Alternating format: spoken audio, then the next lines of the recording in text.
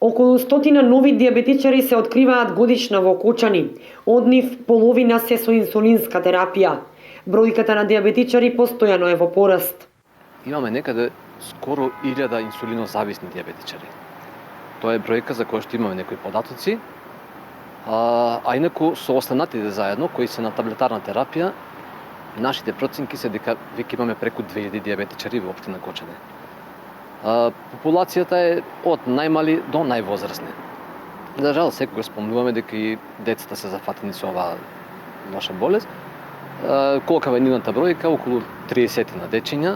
Синадинов додава дека во моментов надминат е проблемот со снабдување со инсулин, а решен е и проблемот со недостаток на иглите кои се потребни за апликација на инсулинот.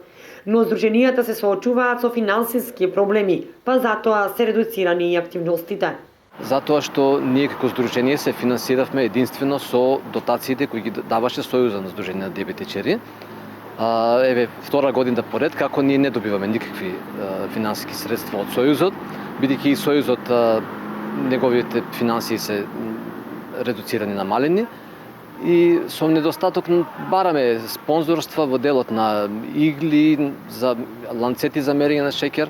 Спроведуваме 1 до 2 мерења на шеќер во крвта годишно и ако успееме некое предавање да изорганизираме во текот на годината. Инаку, според статистиката, 12% од возрастните во Македонија имаат диабетес.